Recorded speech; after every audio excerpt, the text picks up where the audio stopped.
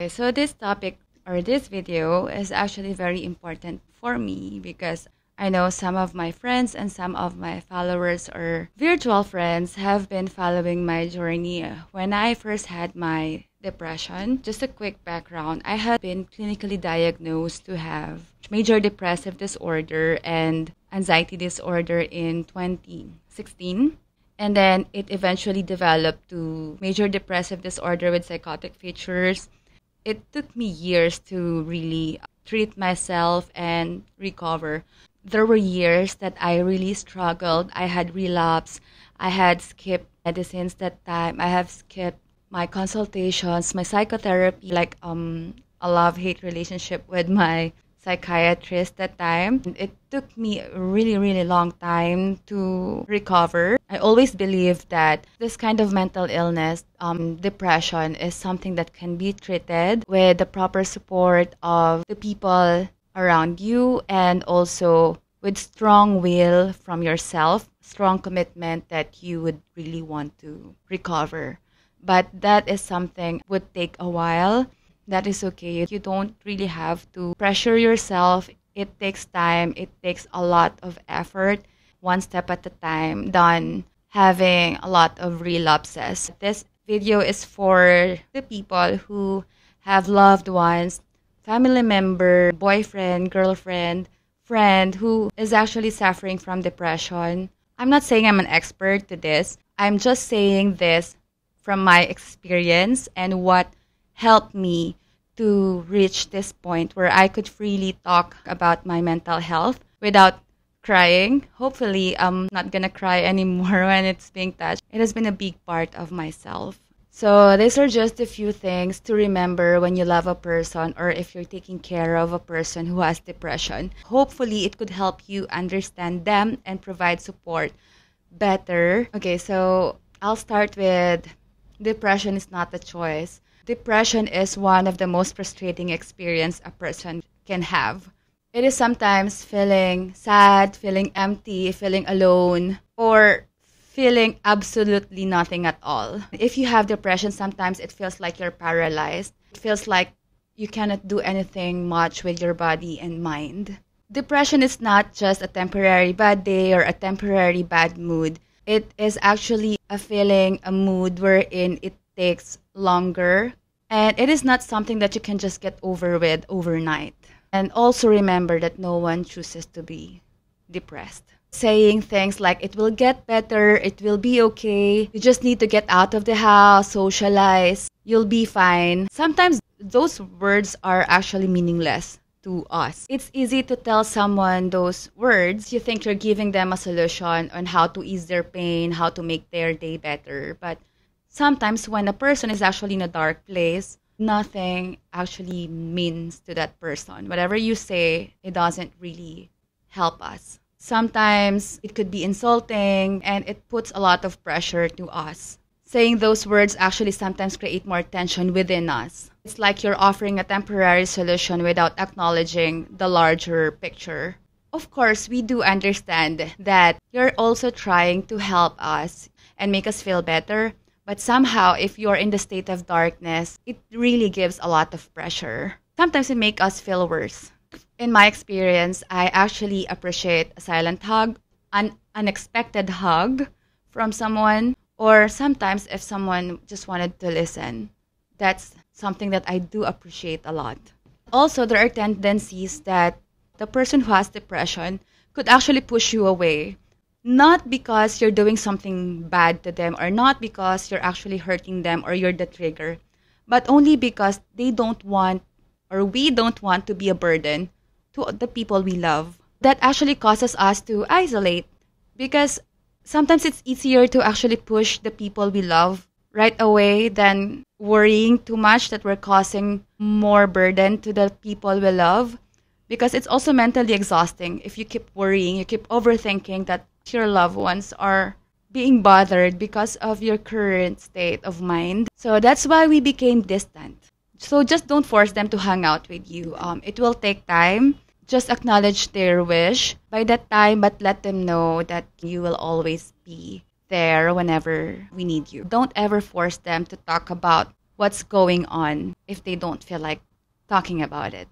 You also have to remember that people with depression can easily be overwhelmed. Constant exhaustion is a common side effect of depression. Just getting through the day can be very exhausting for us and overwhelming. We may seem and look like we're totally fine one moment, and then the next moment we feel very tired and have no energy at all, even if they're getting plenty of sleep at night. So that's why there are times that we had to cancel our commitments, our plans, or leaving events earlier, or saying no to things altogether. Just remember that it's not about you, or it's not about anything you did. It is just one of the prevalent side effects of the disease. You have to remember that it is not about you. When you have a loved one dealing with depression, it can be difficult to understand what they're actually going through. You can't imagine the sadness that they're feeling, what they're feeling inside, their thoughts inside, their sadness. It doesn't reflect their relationship with you, our relationship with you. And if they become distant or they need space, don't blame yourself. Just understand that their depression is not about you at all. Okay, this part, this is actually for those in a relationship. Please avoid making ultimatums or making demands or using a tough love approach. Like telling someone you're going to break up with them if they don't get better, or you will not talk to them until they get better. Whatever you say, it's not going to magically cure the illness. We won't suddenly become the person you want us to be by saying those ultimatums or demands. If you are tired dealing with the relationship, it is okay to walk away. Alright? It is your personal decision to walk away. If it's becoming too much for you to handle, and having a relationship with them is causing you a lot of stress already, and it is something that you cannot take anymore, you can walk away. Just remember that using a tough love approach won't actually make them better. It's unrealistic, and that's manipulative. You cannot take care of a person who has depression if you are also not taking care of yourself anymore. There are people who assume that people with depression always want to be alone. Well, that's not true at all. There may be times that we want space. One of the things that I really appreciate is when a person randomly approaches me and tells me that I'm not alone. Their presence means a lot to me. Try not to also compare your experiences with theirs. When someone's going through a rough time, we often want to share with them our similar experiences. Sometimes there are people who would say that they can relate with the same struggles. It only makes us feel like you're minimizing our pain. You can always express empathy, but you don't suppress their feelings. The greatest resource you can actually share with your friends or your loved one, just be there to listen. It is okay to actually ask how are they feeling or how are we coping up with depression, because suicidal thoughts are actually common occurrence for depressed people. And it's okay to directly ask how do we practice self-care. It is okay to say that if your depression becomes overwhelming for you, you can always be there and create a safety plan for them. I myself had attempts, but my family has been always there to save me. I remember my mother and my father doing a lot of saving my life. I could remember some of it, and I could say I'm just really thankful that they've done all those, because if they didn't do that, probably I don't get to share this journey and I wouldn't be able to help people with the same struggles as mine. And they never gave up on me. So that's how important you guys, for people like us, we cannot do this alone. A lot of times we need to be saved. We need to be checked. Because for people with depression, there are a lot of things going on in their minds that even if those are the things they don't want to do, if you're in the darkness, sometimes it feels like ending it will be the easiest way to escape the illness. That's why I'm doing this video. I want you to realize how important your presence is for people like us. You could be a hero to another person suffering just by being there, just by offering support, just by making sure that you'll always be there for them and that you're not just gonna give up on them. Because to be honest, like I know I've exhausted my family too much when I was in that state, but they never gave up on me. So now I'm saying that I will never give up on myself as well because they never gave up on me. We also get that energy, we also get that motivation to recover from the people who actually are helping us along the way. It means a lot. We may push you many times, but you have no idea how important you could be to that person. That person may not actually acknowledge your presence at that time, but we will always look back on those people who helped us and that we will always be grateful for their presence. Also remember that just because someone has depression doesn't mean they're weak. My family never questioned my capabilities. They were never ashamed of me. Well, in fact, we are very strong in character. People with depression are not broken or defective. The character and quality of a person is not correlated to depression. Those are really completely different aspects. The most helpful thing that you can actually do is that make them feel valued and appreciated. Continue to see them as a whole, capable, strong, valuable human being. That they are not different from you and from others. We are fighting hard against depression. In the biggest fight of our lives, people need cheerleaders and not bullies. In those darkest moments, friends, family can be an angel. And angels become lifesavers, literally lifesavers. And you have a choice at some point of your life.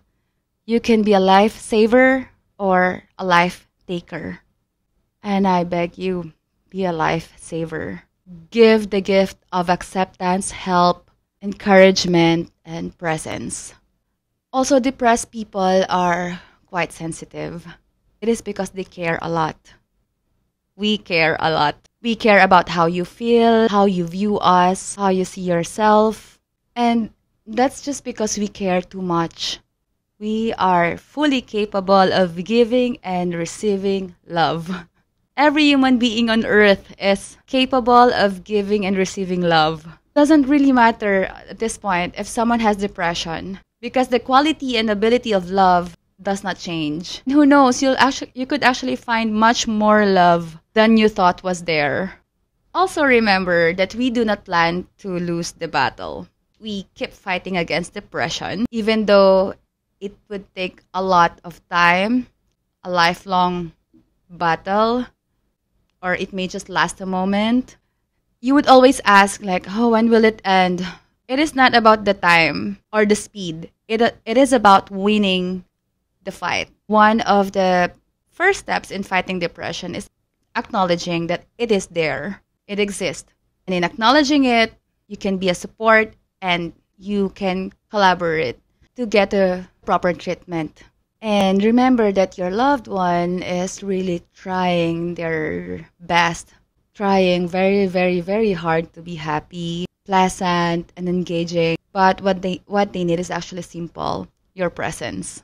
And lastly, we need lots of support and encouragement from our family, from the people we love, from the people who truly care for us. There are assumptions that family could make a depression worsen. That's not true. But it is true that a relationship can suffer because of depression. But with my situation, with my family, we utilize our relationship to help me recover. They have acknowledged the disease. They have accepted me. They never made me feel less of a person. They never made me feel that I'm not enough. They still love me. Their love never changed. They didn't give up on me. That's why I'm not giving up as well. From my experience, I'm still here because of the people who truly care for me, because of my support system. So it is really important that you became that person to other people who is suffering from depression as well. Because for without you, even if they have that strong commitment that they want to recover, your support would mean a lot to them. Every time I will look back on the people who are still not giving up on me, I owe my life to them. Because if you're really in that darkest place, at that point you couldn't really think properly. You couldn't really appreciate the people around you. You couldn't even really recognize that there are people who are willing to support you. But of course, eventually there will be days that you'll get out of the dark place, and that's the time I really do my best. I realize that there are people who are there for me. I know there are people where I could talk to. They are really my heroes. What I have been through was never easy for me and my family. I have been in and out of the hospitals. I had lots of attempts.